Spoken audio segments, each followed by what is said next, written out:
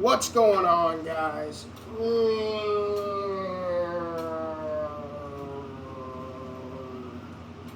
It is the man with the hottest wheels in wrestling, Corey Hot Wheels, and we are coming here today to talk about TWA disorderly conduct, which happened last night, and another pay-per-view, show, pay-per-view, whatever you want to call it, that happened last night, WWE Payback.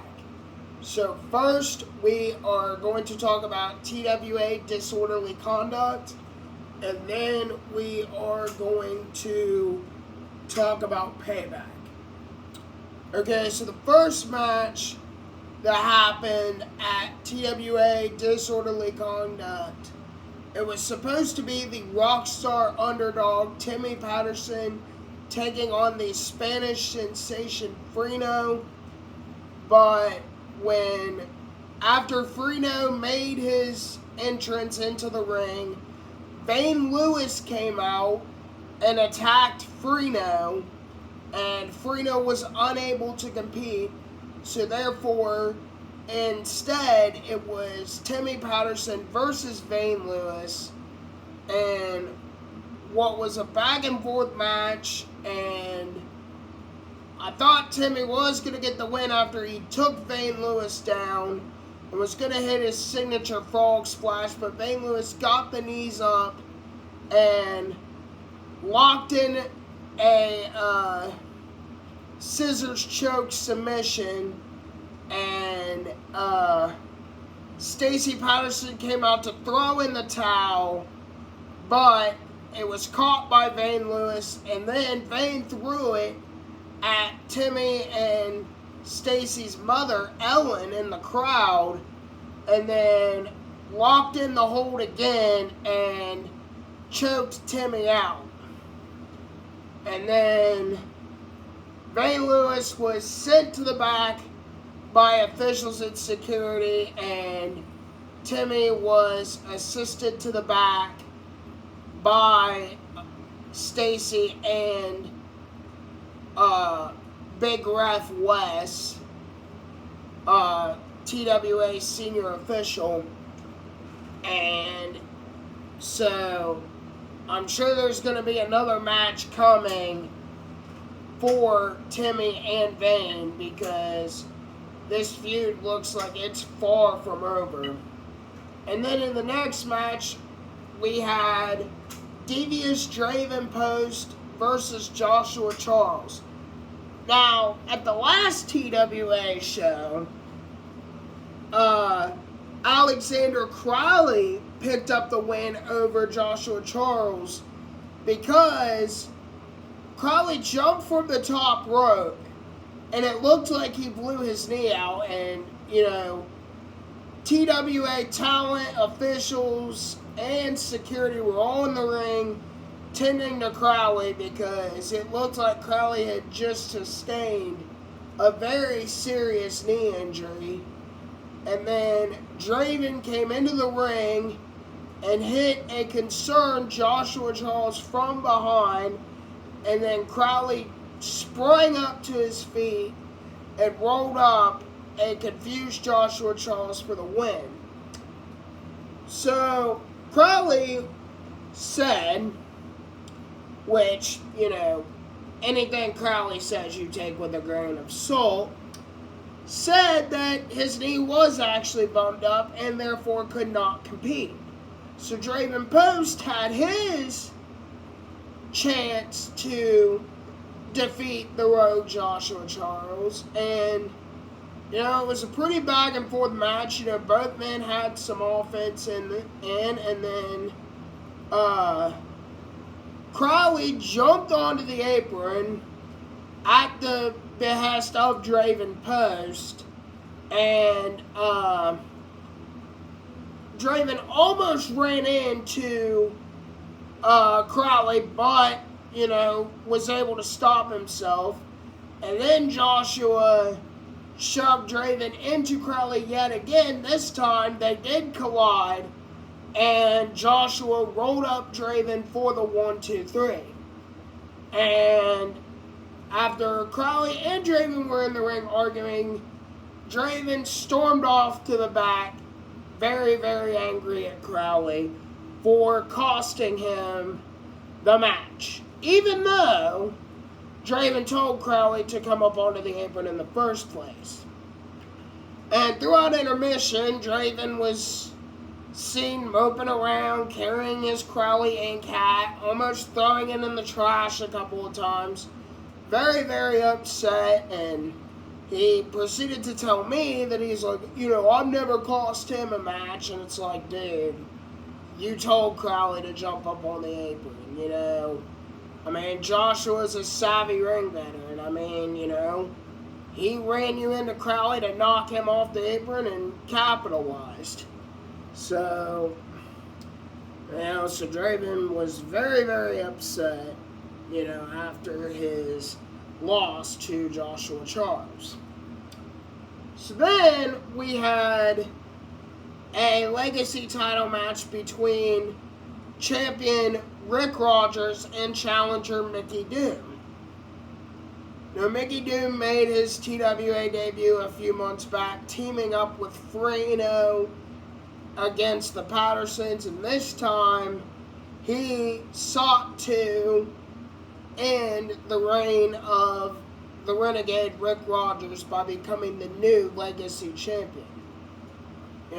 Both men had offense throughout the match, but ultimately it was a rake of the eye and then that dangerous cutter that Renegade Rogers uses to great effect to capture another win and hold on to his TWA Legacy title. And then we had Dead Cell versus Mr. Slamuel and Big Rig, known as My Chemical Bromance, for the TWA tag titles. This is the rematch that Dead Cell had after they lost the TWA tag titles to My Chemical Bromance at the last TWA show. And so this time it was the team of Michael Saint and Damian Abel instead of Michael Saint and Vincent Cross. So, this was also another back and forth match.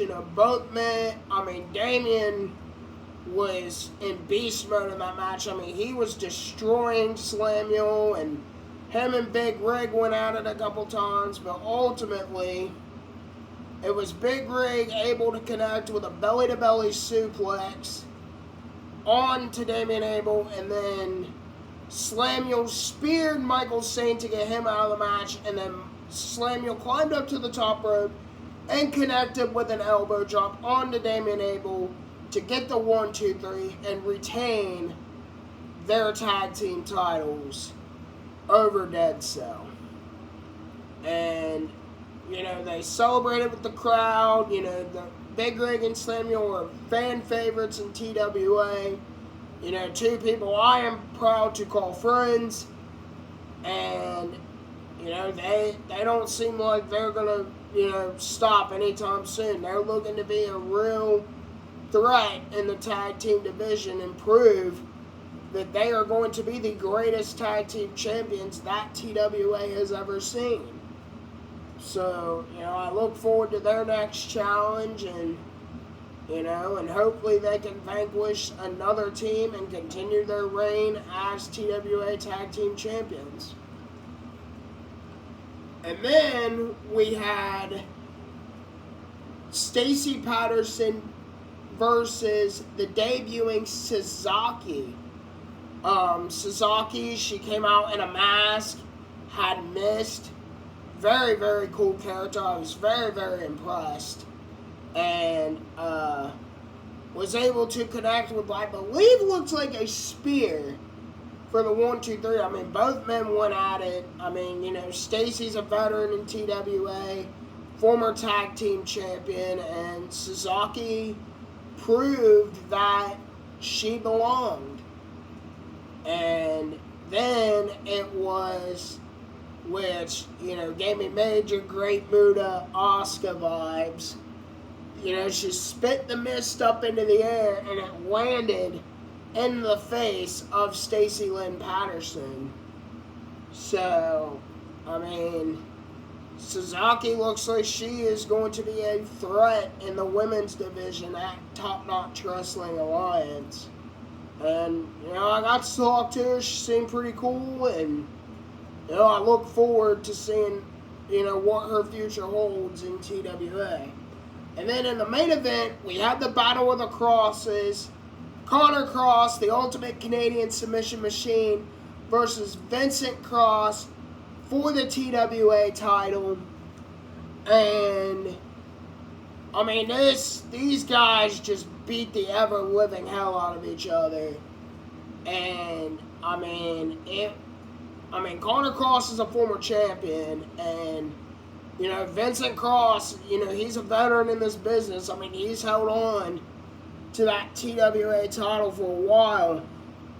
So, these guys went back and forth, and ultimately it ended up Connor Cross locking Vincent Cross in a triangle choke, and Vincent Cross is able to shift his weight, to pin Connor's shoulders to the mat for the 1, 2, 3. But as referee West was counting the 3, Vincent Cross did tap out, but West did not see that. So therefore he did count the 1, 2, 3, and Vincent Cross was awarded the winner.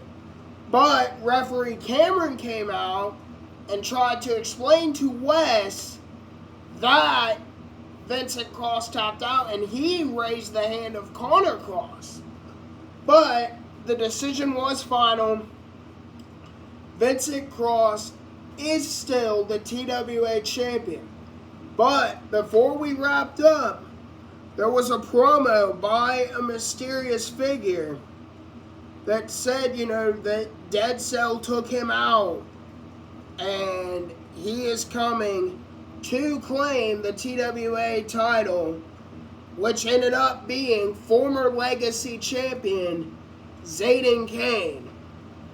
And he did say that on October 7th at Nightmare in New Haven, he will challenge for the TWA title. So, this is going to be a match. Zayden Kane, he was a hell of a Legacy champion. The dude's been picking up titles all over the indies recently, so I know he's looking to add another one to his collection. And that being the biggest prize in TWA, the TWA title. Really, really looking forward to this match. But, as the ambassadors of Top Notch Wrestling Alliance, the world's sexiest entertainers, Vitamin D and Sexy Steve, went into the ring to get the thoughts of Vincent Cross, after that bombshell announcement by Zayden Kane.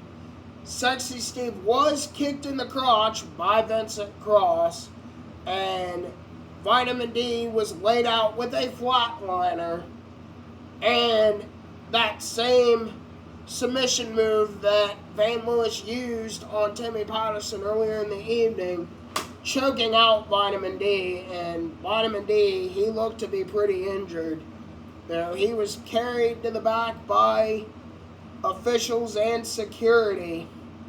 And, Steve was pretty injured as well after that low kick by Vincent Cross. So, it's hard to tell what repercussions will come Vincent Cross's way by TWA management after attacking the world's sexiest entertainers, Vitamin D and Sexy Steve. But that does it for TWA Disorderly Conduct.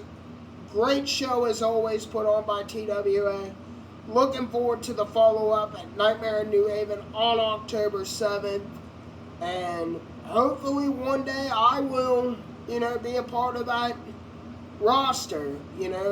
Corey Hot Wheels, hopefully managing someone to the top of TWA. But hopefully one day, but, nonetheless, it was a great show put on by TWA, and I look forward to Nightmare in New Haven on October 7th. But now, guys, it is now time to talk about Payback 2023, this show that was put on by WWE last night, and what I thought was a very, very good pay-per-view, personally.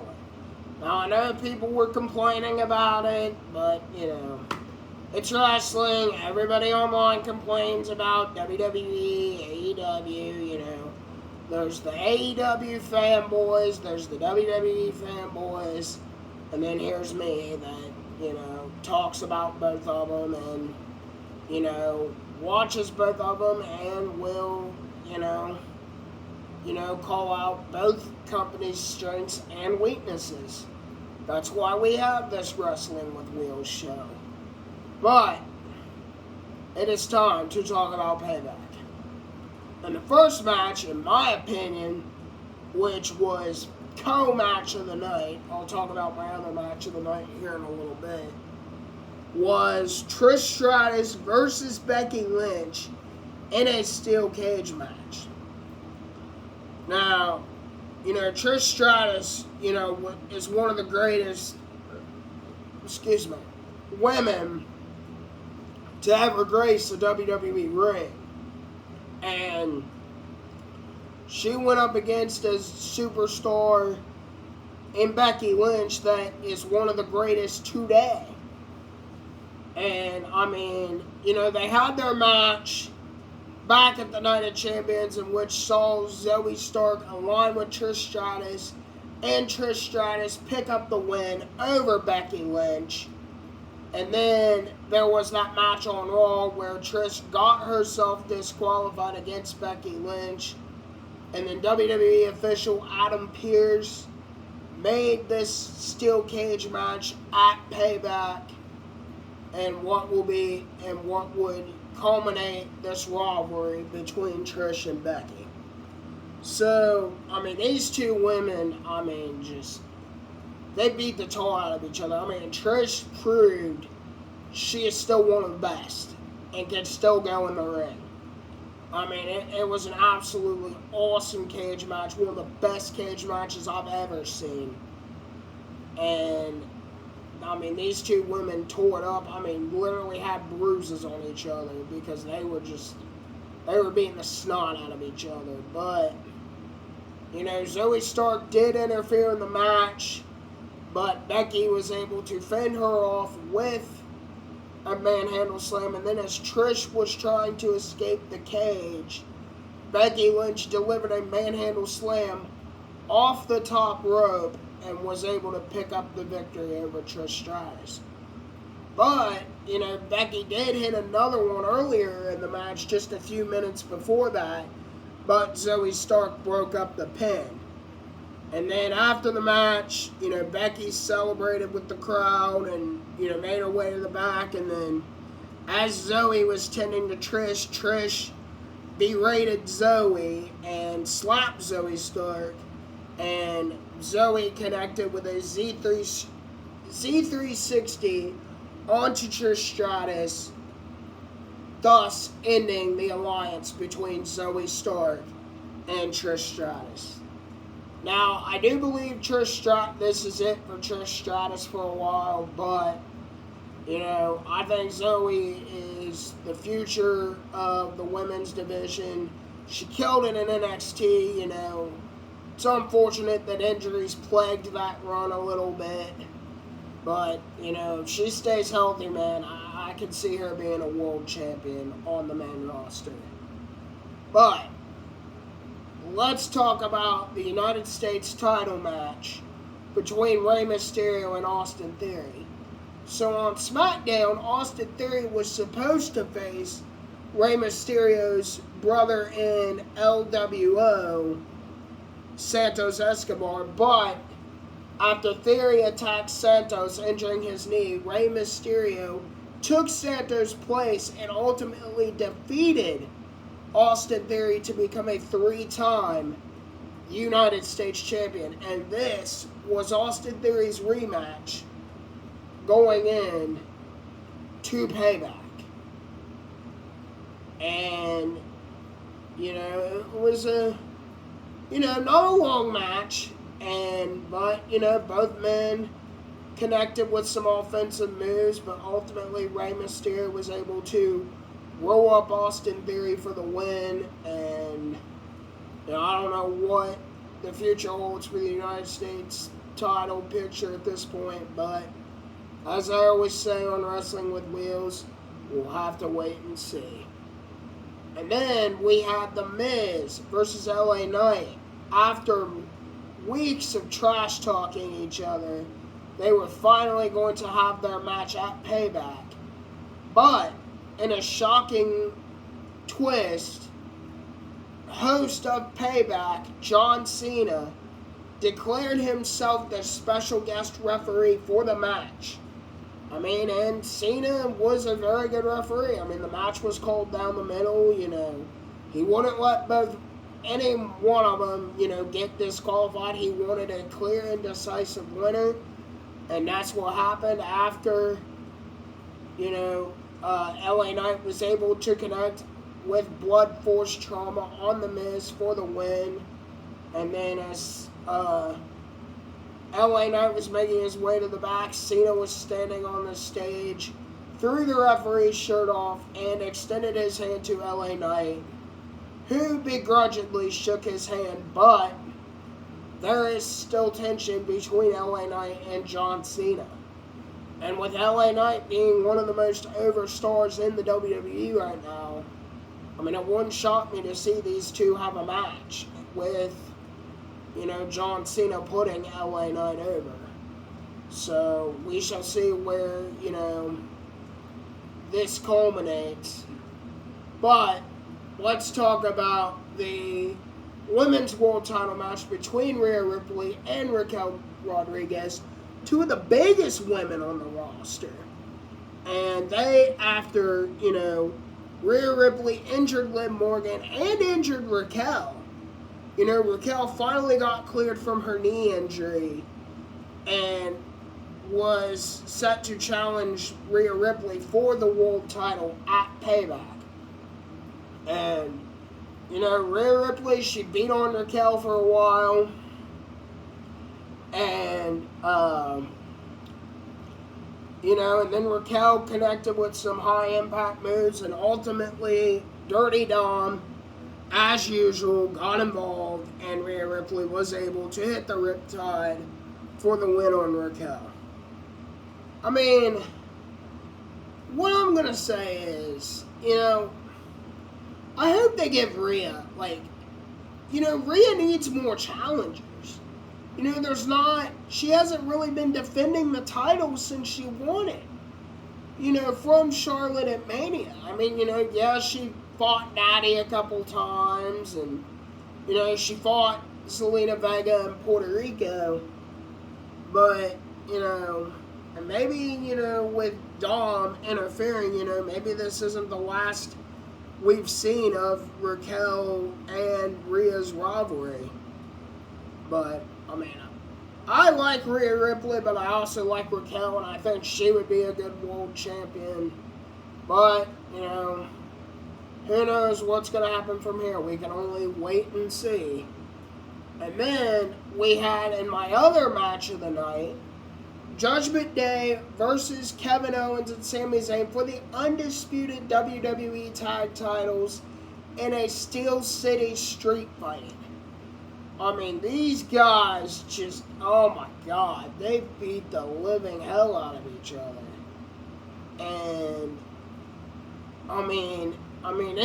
Sami Zayn and Kevin Owens even put on Penguins hockey jerseys and were fighting. Because they are in the arena where the Penguins play, and, there's always going to be a fight in hockey. So, these guys legit beat each other to a pulp.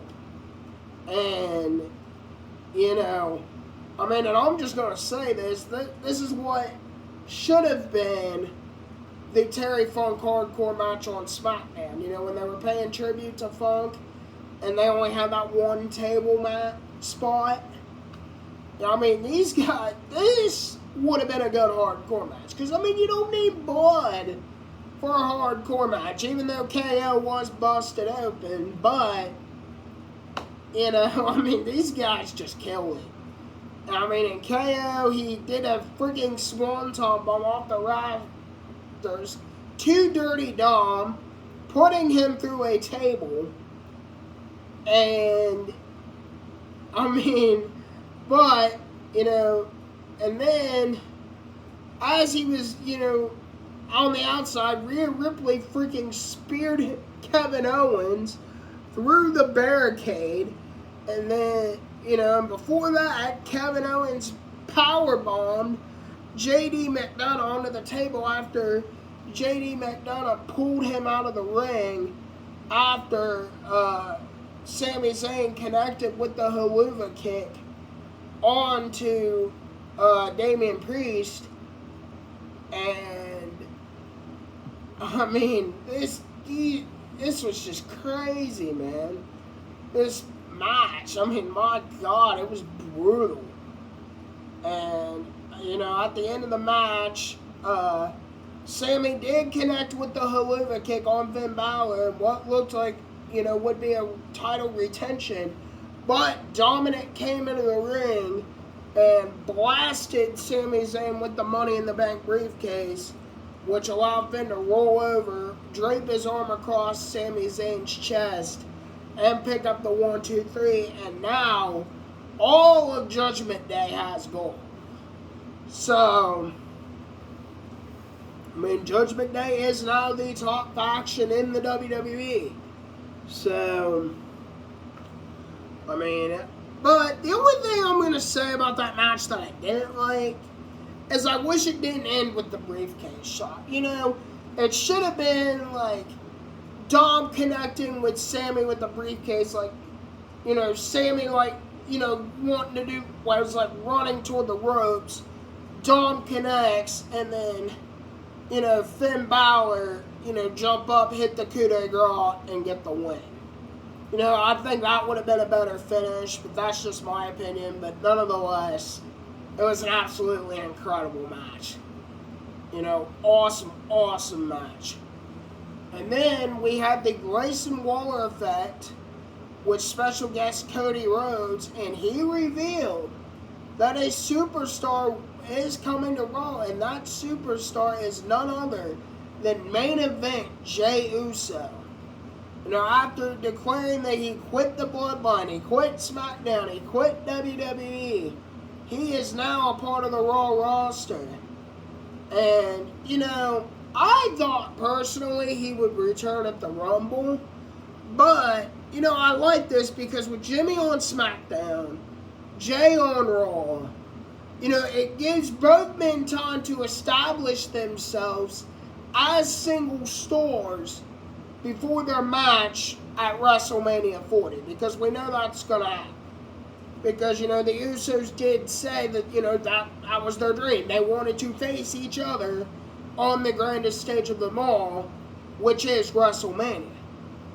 So, you know, it gives both men time on separate brands to establish themselves as stars. And then, you know, similar to what happened with Rey and Dominic, you know, then toward WrestleMania, they come onto the show and then they clash, which then sets up their match. So, I mean, I don't know if Jay's going to have a title run.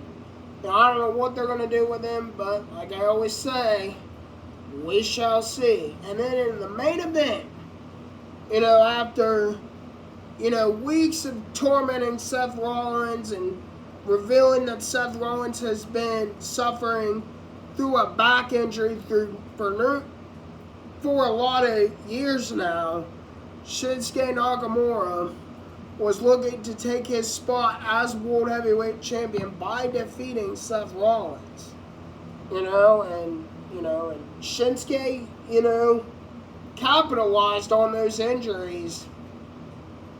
But ultimately, it was a stomp and a win for Seth Rollins. But after the show went off the air, Shinsuke did attack Seth Rollins. So, I mean, this is not going to be the last we see of these two men fighting one another. And a lot of people were mad that Damian Priest didn't cash in. And here's what I'm going to say. I mean, it needs to be more of a surprise. Because, you know, everybody was expecting it going in. But it didn't happen, you know? It's like... Because here's what I think is going to happen. And this is just my opinion. Like, you know, they're going to split up the tag titles. Like, make the WWE and the World Tag Titles. Then... you know, eventually, you know, Sami Zayn and Finn Balor are going to lose the titles. And then, Damian Priest is going to cash in and win the World Heavyweight title. And then as Judgment Day celebrating, what happens is what happened, you know, with Randy Orton and Evolution years ago. I think it would be like, you know, people like Finn Balor and, you know, JD McDonough holding Damian Priest up, and then they just drop him. You know, thus kicking Damian out of the Judgment Day, because I did read that, you know, they are having they want Damian Priest to be like a big baby face for the Latino community. So, that's just my opinion on what I think's going to happen. But, you know, we shall wait and see. But guys, this concludes, you know, Payback coverage and TWA disorderly conduct coverage. And I will be on tomorrow to discuss All Out. You know, I'll probably pull up the results here online, and, you know, we'll talk about everything that happened. And I hopefully will do that tomorrow. But anyway, guys, thank you all for watching. Thank you all for watching all of my videos and for your continued support, you know, of my wrestling career, my YouTube career. You know, you guys have been nothing but awesome. I mean, you know, I would like those views to get a little higher, but, you know, that's okay. You know, thank you for all the guys that are watching. You know, I know we'll get there at some point.